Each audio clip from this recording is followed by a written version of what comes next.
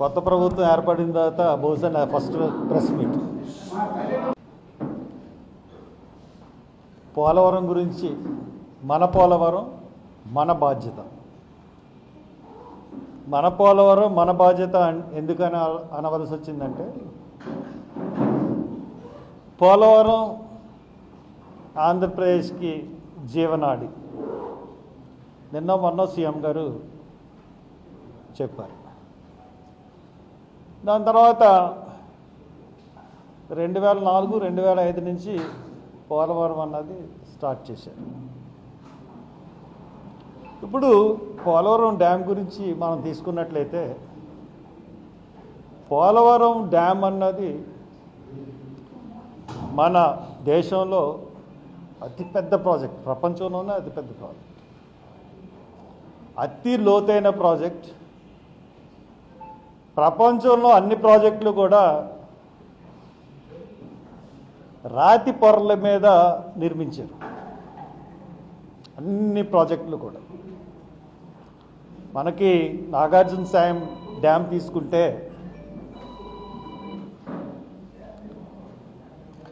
మనకి నాగార్జున సాగర్ డ్యామ్ తీసుకున్నట్లయితే మనకి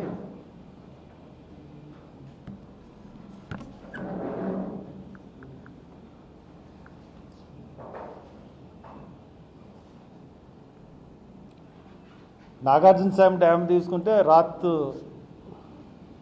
earth filling dam, rock earth filling dam. అది 64లోనే మనం సక్సెస్ఫుల్గా కట్టుకున్నాం, ఓపెన్ చేసాం. ఇప్పటికి కూడా ఎటువంటి నిర్విరామంగా డ్యామ్ని పూర్తి చేసేది కాంగ్రెస్ ప్రభుత్వం. చాలా చక్కగా ఆ డ్యామ్ ఈ రోజు వరకు కూడా మన ఆంధ్రప్రదేశ్కి, ఇటు తెలంగాణకి రైట్ క్యానల్, లెఫ్ట్ క్యానల్ ద్వారా నీళ్లు అందిస్తూ ఉంది. ఎన్నో లక్షల ఎకరాల పంట సాగవుతుంది నాగార్జున సాగర్ ప్రాజెక్టు వల్ల. ఇప్పుడు గోదావరి నది మీద మనం చూసుకున్నట్లయితే main project Dowleswaram barrage. Dowleswaram barrage చూసుకున్నట్లయితే, ధవళేశ్వరం బ్యారేజ్ని, ఆ ధవళేశ్వరం ఫస్ట్ ఆనకట్ట కట్టారు, తర్వాత బ్యారేజ్ కట్టారు. దానివల్ల స్టోరేజ్ వాటర్ ఉండడం వల్ల ఈస్ట్ గోదావరికి కానీ వెస్ట్ గోదావరికి కానీ ఎటువంటి నీటి సమస్య ఉండట్లేదు. అలాగే కాలువ తవ్వి విశాఖపట్నానికి నీళ్లు అందిస్తున్నాం. పైన నుంచి మెడ్రాస్కి తెలుగు గంగ ద్వారా నీళ్లు అందిస్తున్నాం. ఈ ప్రాజెక్టులు అన్నీ ఉన్నా కానీ పోలవరం ప్రాజెక్టు నిర్మాణం చేపట్టారు. ఇది 1997 తర్వాత మన కడియం ఎమ్మెల్యే వడ్డీ వీరభద్రరావు గారు బింది నీళ్లు పట్టుకుని సైకిల్ దొక్కుంటే వెళ్ళి పివి నరసింహరావు గారికి అందజేశారు.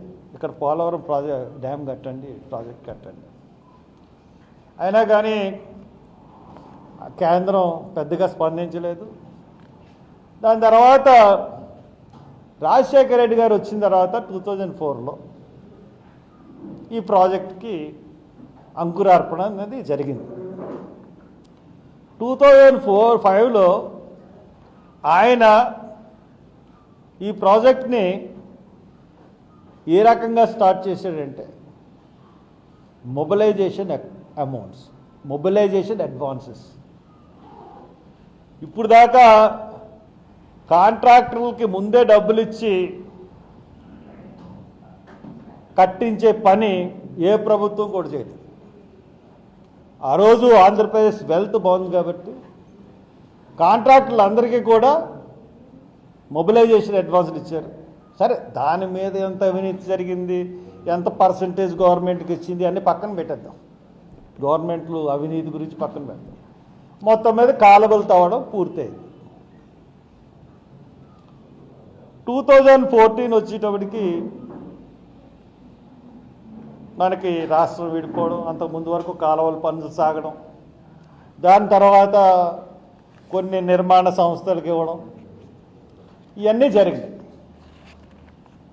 జరిగిన తర్వాత ఈ ప్రాజెక్టు నేను చెప్తున్నది ఇసుక పొరల మీద కట్టిన ప్రాజెక్టు కాబట్టి మనకి ఇప్పుడు దాకా వేగం 1986లో 36 లక్షల క్యూసెక్స్ వచ్చింది.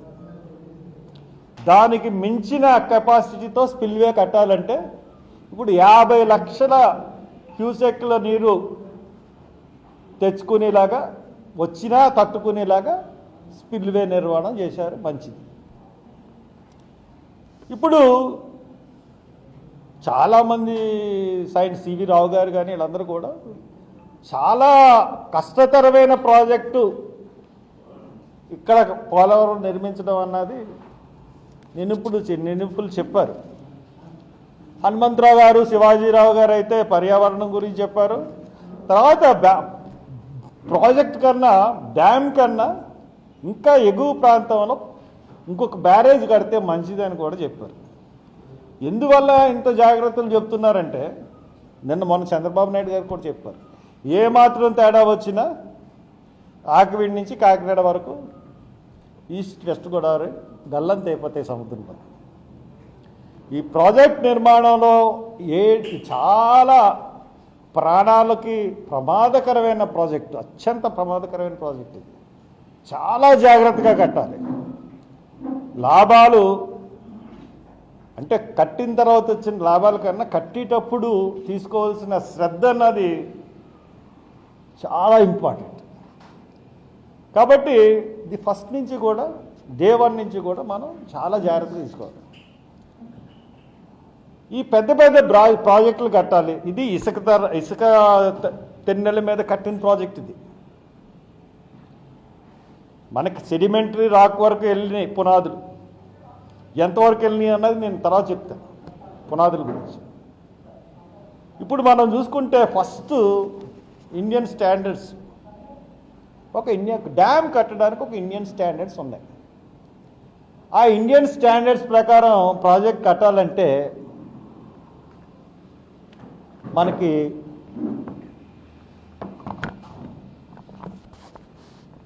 Diaphragm wall, double diaphragm wall కట్టాలి. ది ఫస్ట్ రికమెండేషన్ అది. నిపుణుల కమిటీ కానీ ఏమి ఇచ్చినా కానీ ఫస్ట్ రికమెండేషన్ అది.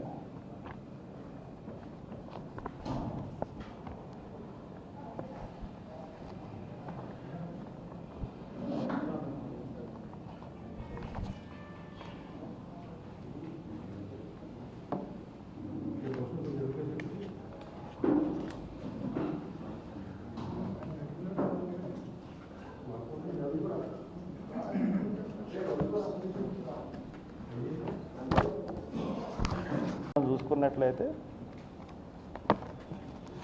ఫాములు రెండు కట్టాలి. ఎందుకు 2 కట్టాలంటే వచ్చే ప్రవాహం ఎదుర్కొనాలంటే ఫస్ట్ రికమెండేషన్ డయాఫ్రాములు 2 కట్టాలి. 2 కట్టాలంటే 2 కట్టడానికే ప్రారంభించారు రాజశేఖర్ రెడ్డి టైంలో.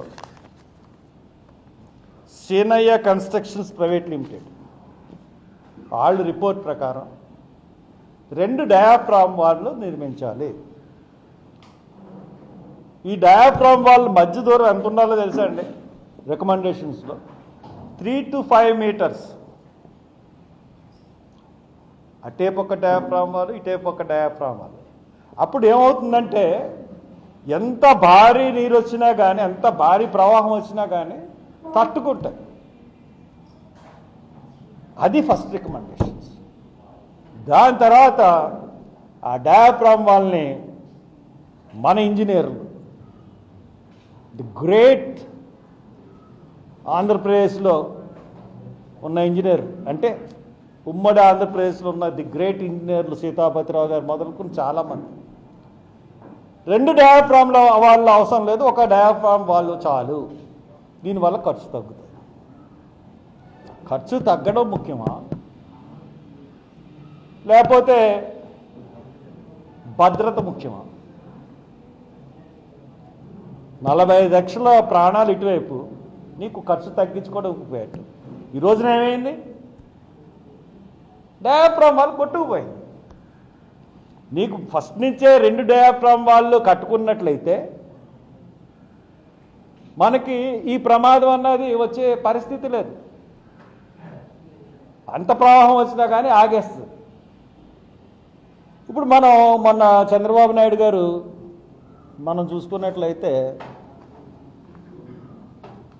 మొన్న ఏం చేశారంటే ఆయన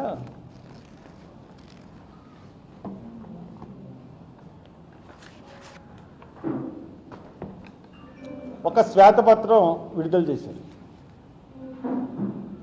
ఆ శ్వేతపత్రంలో అంటే కాఫర్ డ్యాముల నుంచి సీపేజ్ వస్తుంది, వాటిని అరికట్టే చర్యలు తీసుకొని ముందుకు సాగాలి. డయాఫ్రామ్ వాల్ కొట్టుకుపోయింది, దాన్ని పునర్నిర్ణయం చేయాలి, కోట్లు అవుతుంది. గైడ్ బండ్ కుంగిపోయింది. ఇదండి ఆయన శ్వేతపత్రంలోని ముఖ్యాంశాలు. ఇది ఇప్పుడు ఆయన శ్వేతపత్రంలో ఆ ముఖ్యాంశాలు అని చెప్తే నేను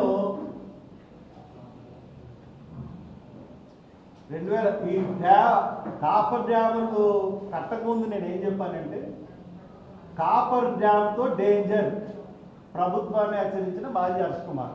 ఎప్పుడో నేను పెట్టాను 2010. మీరు చూడొచ్చు, నా ఫేస్బుక్లో కూడా ఉంటుంది, చూడొచ్చు. కాపర్ డ్యామ్ సీపేజ్ ఎందుకు వస్తుందంటే నిలుపులు మన ఎవరెవరు దీన్ని పర్యవేక్షణలో జరిగినాయి అంటే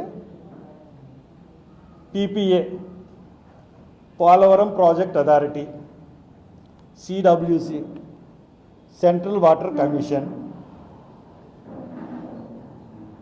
తర్వాత CSMRS central soil material research station, 4 GSI geological survey of India, NHPC national hydro power corporation, CWPRS central water power research station, DDRP dam design revenue panel, IIT Indian institute of technology, తర్వాత expert committee. వీళ్ళందరూ పర్యవేక్షణలో జరిగినాయి, మామూలు పర్యవేక్షణలో జరగలే. ఇంతమంది పర్యవేక్షణలో జరిగిన తర్వాత ఈ రోజున ఈ పోలవరం మీద సరిగ్గా కట్టలేదు అని విదేశీ నిపుణుల్ని తీసుకురావాల్సిన అవసరమే. అంటే కట్టడంలో లోపమా, కట్టించడంలో లోపమా, కాంట్రాక్టర్లు విఫలమా, ప్రభుత్వాలు విఫలమా? మనం చూసుకున్నట్లయితే ఖచ్చితంగా ప్రభుత్వం విప్లవం కనపడుతుంది, ఇంజనీర్ల విప్లవాలు కనపడుతున్నాయి. అందరూ కలిసి దీన్ని ఒక ATM కింద చూశారు. కాళేశ్వరం కట్టిన తర్వాత తెలంగాణలో కాళేశ్వరం కుంగిపోయిన తర్వాత దాని లోపాలు బయటపడినాయి. దాని మీద ఒక జ్యుడిషియరీ కమిటీ వేసింది. ఇప్పుడు ఆ జ్యుడిషియరీ కమిటీ ఏమి తేల్చాదో ఏమి తేల్చాదో తెలియని పరిస్థితి ఉంది. ఇలాగ ఇష్టానుసారంగా నిర్మాణ సంస్థలు కట్టుకుని వెళ్ళిపోతే ఈ గైడ్లైన్స్ ప్రకారం కట్టలేకుండా వెళ్తే దీని బాధ్యత ఎవరు తీసుకుంటారు? ఈ డబ్బు ఎవరిది? ఇది ప్రజల సొమ్ము. కాబట్టి ఈ యొక్క ఎవరైతే నిర్మాణ సంస్థలు ఎవరైతే ఉన్నాయో L&T కానీ, లేకపోతే నవయుగ కానీ, లేదంటే మెగా కృష్ణారెడ్డి కంపెనీ కానీ, వీళ్ళందరూ కూడా దీంట్లో బాధ్యులు ఉంటారు. వీళ్ళ మీద మనం డెఫినెట్గా చర్యలు తీసుకోవాలి. రాష్ట్ర ప్రభుత్వం ఇవన్నీ కుంగిపోయినాయి కాబట్టి డబ్బులు తీసుకొచ్చి మళ్ళీ కట్టేయడం అంటే కాదు. ఎందువల్ల ఈ లోపాలు జరిగినాయి, ఎందువల్ల కట్టడం జరిగింది అన్నది మనం ఖచ్చితంగా చెప్పాలి. కాఫర్ డ్యాముల నుంచి సీపేజ్ వస్తుంది. నేను చెప్పిన విషయం ఏంటంటే డ్యామ్ కాపర్ డ్యామ్ నుంచి 45 కిలోమీటర్ల అవతల కైడల్ అని చెప్పి ఒక ప్లేస్ ఉంది. అక్కడి నుంచి గోదావరి సుడులు తిరుగుతూ వస్తుంది. ఆ సుడులు తిరగడం మూలంగానే మనకి కచ్చలూరు బోటు ప్రమాదం జరిగింది. ఆ కచ్చలూరు బోటు ప్రమాదం ఎందుకు జరిగిందంటే గోదావరి సుడు మీరు అందరికీ గుర్తే ఉండి ఉంటుంది. సుడులు తిరగడం వల్ల గోదావరిలో బోటు మొలక అక్కడ వాళ్ళు ఆర్చేయలేనంత పరిస్థితి. అంటే ఆ సుడులు ఎంతవరకు వెళ్తున్నాయంటే భూ పొరలను ఛేదించుకొని ఇంకా కిందకి వెళ్ళిపోతున్నాయి. ఏదైతే బాటమ్ ఉంటుందో బెడ్ ఉంటుందో రివర్ బెడ్ ఉంటుందో రివర్ బెడ్ కింద నుంచి కూడా సీపేజ్ వెళ్ళిపోతుంది. ఈవేళ కాపర్ డ్యామ్లోంచి సీపేజ్ వస్తుందంటే దానికి కారణం అది. దాన్ని ఖచ్చితంగా దానికి ఏం చేస్తే బాగుంటుందన్నది ఆలోచించి కట్టాలి తప్పితే దాన్ని కట్టకుండా వరల్డ్ రికార్డులు లేకపోతే గిన్నీస్ బుక్ ఆఫ్ రికార్డుల గురించి కట్టేశారు. అది కరెక్ట్ కాదు. ఇప్పుడు డయాఫ్రామ్ వాళ్ళు కొట్టుకుపోయింది. ఎందువల్ల కొట్టుకుపోయింది? ఎంత నష్టం? తప్పు కదా. డయాఫ్రామ్ వాళ్ళు కొట్టుకుపోయిందంటే డయాఫ్రామ్ వాళ్ళు నువ్వు ఫస్ట్ నుంచి మొదలుపెట్టిందే తప్పు. 2 కట్టడాలు ఉన్నదాన్ని 2 డయాఫ్రామ్లు కట్టాలు ఉన్నాయని మనకు చెప్తున్నాయి. ఫస్ట్ ఇంజనీరింగ్ సంస్థ అదేవిధంగా రిపోర్ట్ ఇచ్చింది. ఆ రిపోర్ట్ కూడా నా దగ్గర ఉంది. నేను చెప్పిన ప్రతి మాటకి నా దగ్గర రికార్డు ఉంది. మీరు వచ్చి 1 గంట రూమ్లో కూర్చుంటే ఈ వికారాలన్నీ వెరిఫై చేస్తాను. ప్రెస్లోకి అన్నీ నేను చూపించలేను కాబట్టి. కాదండి, సీనయ్య కన్స్ట్రక్షన్స్ వాళ్ళు 2 డయాఫామ్లు కట్టాలని ఇచ్చారు రిపోర్టు. దాని ప్రకారమే మొదలెట్టాలనుకున్నారు. 18లోనో 19లోనో డేట్ కనపడలేదు కానీ 18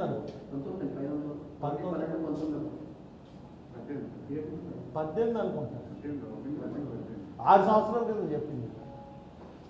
ఆఫ్ఘనిస్తాన్ పార్లమెంట్ పెట్టారు కదా. తర్వాత డయాఫ్రామ్ వాళ్ళ గురించి మీకు చెప్పాను కదా. Single line or 2 lines spaced about 3 to 4 apart can be provided as per the requirements of water, lightness and site conditions. In the latter case, the alluvium contained between the 2 diaphragm walls is also grouted to achieve better water tightness if warranted. If warranted అన్నదాన్ని తీసుకుని single diaphragm wall పెట్టారు. దీంట్లో design and constructions of diaphragm for under seepage control code of practice Indian standards ప్రకారం diaphragm wall ఎలా కట్టాలి, ఇటువంటి దానికి 2 కట్టాలంటే 2 కట్టనివ్వకుండా ఒకటే కట్టేసారు. This is the main. ఇప్పుడు ఇక్కడ మనం చూసుకున్నట్లయితే ఇది వెస్ట్ గోదావరి అండి, ఇది ఈస్ట్ గోదావరి. ఇక్కడ సరే పునాదులు ఎంతవరకు వెళ్ళినాయి అన్నది మనం చూద్దాం. ఇక్కడి నుంచి ఇక్కడికి 2 కొండల మధ్య ఉంటుంది కాబట్టి ఇక్కడి నుంచి ఇక్కడ కట్టుకున్న డయాఫ్రామ్ వాళ్ళు కట్టుకుపోయింది. ఇక్కడ సెడిమెంటరీ రాక్స్ తర్వాత ఇవన్నీ ఉంటాయి. ఇకపోతే మనకి నాగార్జున సాగర్ తీసుకున్నాం అనుకోండి, డ్యామ్ ఎక్కడ ఉంటుంది, ఫ్లో ఎక్కడ ఉంటుంది, స్పిల్వే ఎక్కడ ఉంటుంది, అటాచ్డ్ రైట్. కానీ డయాఫ్రామ్ వాల్ మీదకి వాటర్ ఒత్తిడి వచ్చి పడుతుందండి. ఇక్కడి నుంచి వచ్చిన తర్వాత అది ఇలా తిరిగి వచ్చి ఈ స్పిల్వే మించి ఇలా పడుతుంది ఫ్లో. అందువల్ల మొత్తం వాటర్ ఫ్లో అంతా కూడా డయాఫ్రామ్ వాల్ మీద పడుతుంది. అటువంటిప్పుడు డయాఫ్రామ్ వాల్ ఇక్కడోటి పెట్టి మధ్యలో ఎంత గ్రౌటింగ్ చేసి ఎవరు చేయలేము. ఇప్పుడు పోతే మెయిన్ డ్యామ్, ఇప్పుడు ఇది గైడ్ బెండ్ మనం ఇది నిర్మించడానికి. కానీ వీళ్ళు చేసిన పని అది. ఇప్పుడు తర్వాత డయాఫ్రామ్ వాల్ ఎవరి హయాంలో ఏంటంటే చంద్రబాబు నాయుడు గారి హయాంలో అయింది. మరి దీనికి నష్టం ఎవరు భరించాలి? తర్వాత ఇది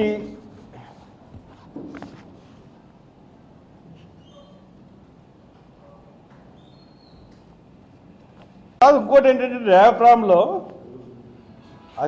ప్రపంచంలోనే అతి పెద్దది, అతి పొడవైనది, అంతేకాకుండా 96 లీటర్ల వరకు మీటర్ల వరకు 96 మీటర్లు అంటే మనం ఊహించడం 96 మీటర్ల వరకు ఇసుక పొరలు ఉంది. అక్కడి నుంచి పునాది పనులు చేయాలి. నిర్మాణ ప్రాంతం అత్యంత క్లిష్టమైనది. ఇటువంటి ప్రదేశంలో నిర్మాణం ఏ విధంగా చేపట్టాలి అనే అంశం మీద నిపుణులు సూచించింది ఏంటంటే ఇండియన్ స్టాండర్డ్స్ 14344 కోడ్ ఆధారంగా వివరాలు తెలుసుకోవాలి. ఇండియన్ స్టాండర్డ్స్ 14314లో 344లో ఇది ఎలా కట్టాలన్న వివరాలన్నీ కూడా ఉన్నాయి. అన్నీ కూడా వీళ్ళు మొన్న సరిగ్గా వీళ్ళు చేయలేదు. ఖచ్చితంగా దాని ప్రకారం ఏంటంటే 100% డయాఫ్రామ్ 2 వాల్స్ కట్టాలి, లేదంటే పోయేది మనందరం, ఇక్కడ ఎవ్వడం మిగలం. ఈరోజు కన్నా 2 డయాఫ్రామ్లు ఇప్పుడు ఎవరైతే నష్టం ఎంత అయిందో నిర్మాణ సంస్థలు బాధ్యత వహిస్తాయా, ప్రభుత్వాలు బాధ్యత వహిస్తాయా అన్నా చూసుకుని ఇప్పుడు డెఫినెట్గా దీని మీద కోర్టుకు వెళ్ళి పిల్లేస్తానండి. ఇంత ఖర్చు బూడిదలో పోసిన పన్నీర్ అయింది. డయాఫ్రామ్ వాళ్ళకి ఇప్పుడు దాకా ఖర్చు ఎంత, కాఫర్ డ్యాములకి నిర్మాణానికి ఖర్చు పెట్టిన ఖర్చు ఎంత, లేదంటే గైడ్ బండికి 83,000 కేట్లు అది పోయింది. ఇవన్నీ అలాగున్నాయి. అంటే ఇప్పుడు దాకా ఖచ్చితంగా ఇంకోదాకా కట్టాలి. కానీ ఇప్పుడు దాకా ఇంత దారుణంగా ఒక ఏటీఎం లాగా ఉపయోగించిన ప్రభుత్వాలు ఏం సమాధానం చెప్తాయి ప్రజలకి? నేను అడుగుతున్నది ప్రజా గొంతు, ప్రజల గొంతుతో అడుగుతున్నాను. నేను ఒక్కరిని విమర్శించట్లేదు, అందరినీ విమర్శిస్తున్నాను.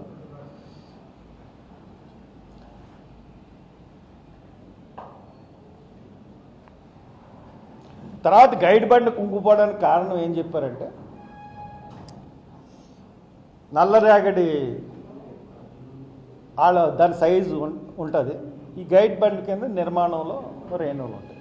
ఆ పెద్ద సైజు మెటీరియల్ అంతా చిన్న సైజులోకి వచ్చేసింది, దానివల్ల కుంగిపోయిందని చెప్తాను. దీన్ని ఒకసారి నేను ఎక్స్ప్లెయిన్ చేస్తాను.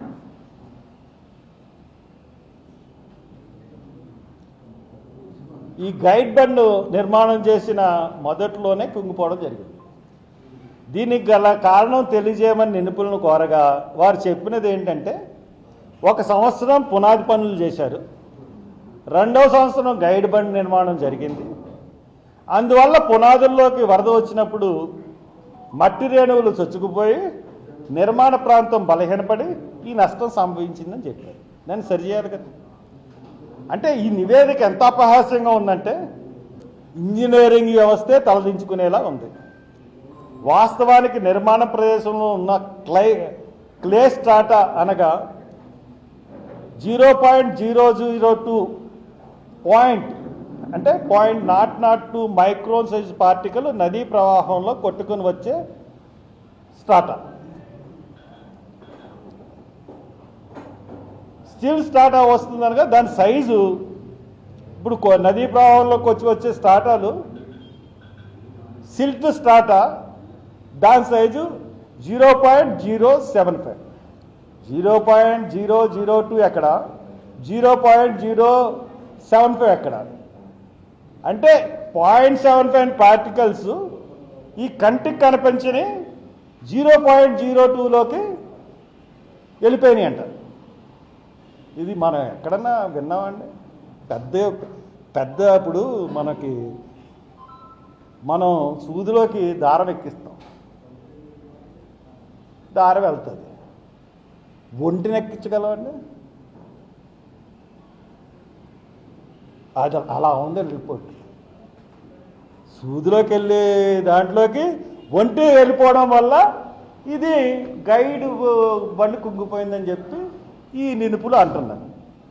అది ఇది ఎవరిని రక్షించడానికి ఈ రిపోర్టు నిపుణులు ఇచ్చింది, ఎవరిని రక్షించడానికి ఇచ్చారు అన్నది కూడా మనకు కావాలి. ఇంకోటి ఏంటంటే, మనకి కాఫర్ డ్యాము యొక్క పునాదులు వేరు, గైడ్ బట్ పునాదులు వేరు. దాన్ని విడ్త్ వేరు, దీని విడ్త్ వేరు, దీని విడ్త్ వేరు. ఆటోమేటిక్గా కుంగిపోయింది. అది మానవ తప్పిదం. వరద వల్ల వచ్చింది కాదు, మానవులు కట్టడం వల్ల వచ్చింది. ఇవన్నీ మనం చూసుకుంటే పోలవరం అన్నది మన బాధ్యత. పోలవరాన్ని సరిగ్గా కట్టకపోతే చాలా ప్రమాదకరమైన పరిస్థితులు ఉన్నాయి. కాబట్టి నేను చెప్పేది ఏంటంటే, ఇప్పుడు ప్రైమ్ మినిస్టర్ని కలిశాడు, పోలవరం మరి కట్టుకున్నాను డబ్బులు ఇవ్వమని చెప్పి చంద్రబాబు నాయుడు గారు అడుగుతున్నారు. గైడ్ బండి కుంగిపోయింది, కాపర్ డ్యాములు పోయినాయి, దయాప్రాంబాలు కొట్టుకుపోయింది. ఇవన్నీ మళ్ళీ తిరిగి కట్టాలి. నిపుణులు తెలిసింది కూడా ఆల్మోస్ట్ మనం చెప్పింది. దానికి కారణాలు నిపుణులు చెప్పారా? ఎందువల్ల జరిగింది ఈ డయాప్రాంబాలు కొట్టుకోవడం నేను చెప్తున్నాను. ఎందుకు నాకు అంటే, నేను అప్పుడే ఇచ్చినప్పుడు నేను ఎందుకు ఇచ్చానంటే, నేను marine geologist, MSc marine geology నేను స్టడీ చేశాను కాబట్టి నేను క్లియర్గా ఇవ్వగలిగాను. కాబట్టి ఎట్టి పరిస్థితుల్లోనూ ఈ పోలవరం నిర్మాణం అన్నది మళ్ళీ మొదలుపెట్టినప్పుడు ముందు జరిగిన నిర్మాణంలోని లోపాల బాధ్యత ఎవరిది? ఏ ప్రభుత్వానికి? జగన్దా, చంద్రబాబు నాయుడుదా, కిరణ్ కుమార్ రెడ్డిదా, లేకపోతే రాజశేఖర రెడ్డిదా? ఎందుకంటే ప్రతి ముఖ్యమంత్రి రాగారు ఒక కంపెనీ మారిపోతూ ఉంది. రాజశేఖర రెడ్డి గారు ఉన్నప్పుడు సీనయాండ్ కంపెనీ, కిరణ్ కుమార్ రెడ్డి గారు వచ్చినప్పుడు టాల్స్టాయ్ కంపెనీ, ఈయన వచ్చినప్పుడు ఎల్ఎన్టీ, తర్వాత నవయుగ, తర్వాత ఈయన వచ్చినప్పుడు మెగా. ఎందుకు మార్చారు వీళ్ళందరినీ? రివర్స్ టెండర్లు అన్నారు. ఏం ఆదాయం అయింది? మొత్తం బూడిదలో పోసిన పని కదా. ఇన్ని వేల కోట్లు ప్రాజెక్టు. అన్నిటికన్నా ముఖ్యంగా మళ్ళీ పోలవరం మీరు ప్రాజెక్టు మొదలు పెట్టాలంటే ప్రభుత్వాన్ని నేను చెప్తున్నాను, ముందుగా నిర్వాసితులకి ఆర్ఆర్ ప్యాకేజ్ ప్రకటించి వాళ్ళకి ఇచ్చిన తర్వాతే ఈ పనులన్నీ మొదలు. నిర్వాసితులు, భూమిని కోల్పోయిన నిర్వాసితులు ఖచ్చితంగా వాళ్ళకి ప్యాకేజ్ ఇచ్చిన తర్వాతే నిర్మాణ పనులన్నీ మొదలు పెట్టాలి. ఇది కోర్టు కూడా డైరెక్షన్ ఇవ్వాలి. ఇప్పుడు దాకా బూదిలో పోసిన పని ఇన్ని వేల కోట్లు, నిర్వాసితులకు ఎంత అవుతుందండి? ముందు వాళ్ళకి ఇచ్చి ఉండి ఏంటంటే బాగుండు కదా. కాబట్టి నేను హైకోర్టులో పిల్లు కూడా వేస్తాను దీని మీద, ప్రభుత్వం స్పందించకపోతే. కాబట్టి ప్రభుత్వం స్పందించి దీని మీద ఏం యాక్షన్ తీసుకుంటుంది నా ప్రెస్ మీట్ మీద నా చూసి దాన్ని బట్టి నేను ముందుకు వెళ్తాను చెప్తూ సెలవు తీసుకుంటాను.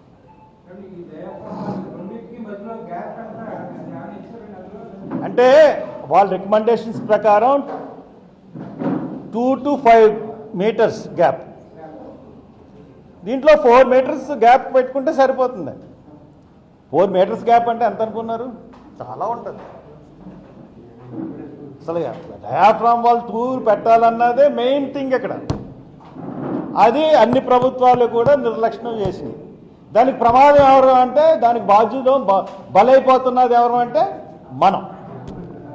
మన గోదావరి ప్రజలు. డిసైడ్ అయిపోయిన మండలాల గురించి తెలంగాణ నాయకులు మాట్లాడడం అన్నది సబబు కాదు. ఇప్పుడు అలాగనుకుంటే మళ్ళీ క్యాపిటల్ మాకు కామన్ క్యాపిటల్ హైదరాబాదే చేయండి, హైదరాబాదు మళ్ళీ మాకు కేంద్రపాలిత ప్రాంతం చేయండి అని మనం డిమాండ్ పెట్టచ్చు. విభజన వరకు అయిపోయింది. ఒకప్పుడు భద్రాచలం ఆంధ్ర ప్రాంతంలో,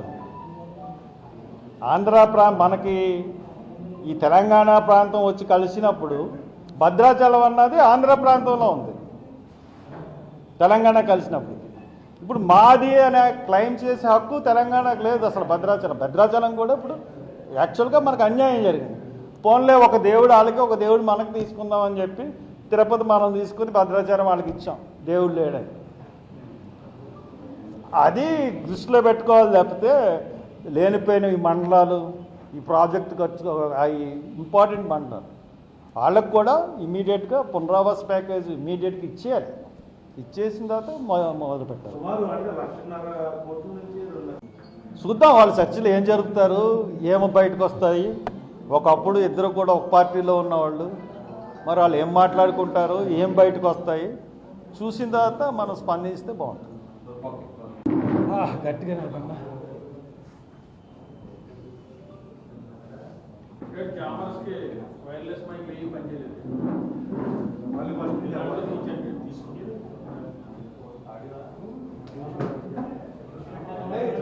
బ్లూటూత్ కూడా